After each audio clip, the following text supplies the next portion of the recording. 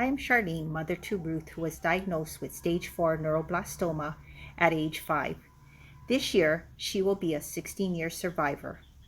Her treatment was everything we could do for neuroblastoma at the time for slim survival rates that were about 33%. Children with stage 4 neuroblastoma used to be admitted to the hospital and made comfortable until they pass. Now children survive, but with the damage we inflict during treatment, that child has severe effects to live with for the rest of their lives. Lifelong effects that Ruth has is decreased heart function due to damage done to her heart from the doxorubicin and chest radiation, decreased lung function, hypothyroidism, Horner's syndrome on her left side, ovarian failure, decreased tooth roots, low growth hormone, osteoporosis, bone and joint pain, neuropathy on her left arm, food allergies, skin sensitivities, and scoliosis induced by her chest tumor resection. Her scoliosis is left to right and front to back.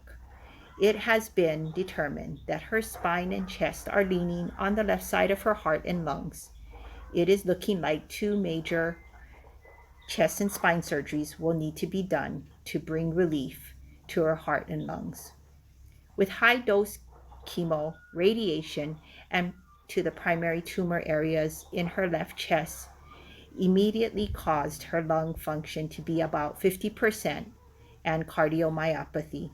For over 10 years, her heart function was below normal, but stable enough, not needing heart medicine.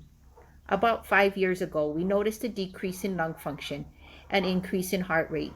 Slowly, her chest, decreasing in size, actually crushing her left side of her heart and not leaving enough room for her lungs to expand to her 50% lung capacity that she has lived with for over 10 years.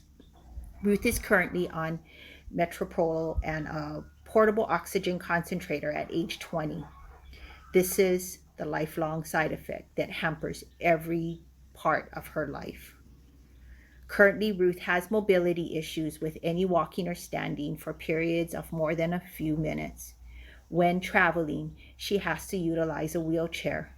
With these limits, Ruth has been unable to experience obtaining her first job or go off to college on her own. When COVID lockdowns were implemented, the bombardment of fear being reported was a constant reminder of how fragile her health is, causing increased anxiety and feelings of depression. In 2020, she was hospitalized for 6 days because her lung collapsed. She recovered from the collapse, but it is still trying to recover from her weight loss. Eating has been an issue, which caused her weight to be low. Her social life is affected. She is not able to keep up with her friends. Her friends are living at college or working or socializing.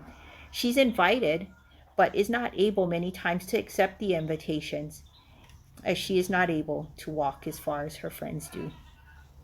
Ruth loves to be in the ocean and canoe sailing in the past, but has been a part of this canoe sailing program for over 10 years.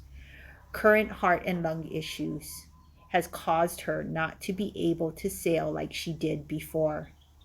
When you are in the ocean, the water presses against you and she is no longer feeling comfortable to sail. Her current health is taking her confidence away from her and she's no longer confident in the water. She also does not want to be a burden to her friends. Ruth is an avid baker and cook. If she is in the kitchen, she uses a stool as she gets tired standing and needs to rest. Ruth has had a couple of side businesses, making some homemade hand sanitizers and crocheting items. But the days that she feels well enough to do them are far and few between now, so her little side businesses have been put on hold. The function of her heart and lung affects her outlook on the future, like marriage, having a child, living on her own as an adult, and supporting herself. It is a constant balancing act to live with decreased heart function and transitioning to adult care. Parents always hold a very heavy burden on whether they made the best decisions on treatment, especially when serious lifelong effects are being experienced, like heart issues. We are hopeful that through this meeting, better treatments and even a cure will be on the horizon. Let's all work together and find this solution. Thank you for your time. Aloha from Ruth and her Ohana.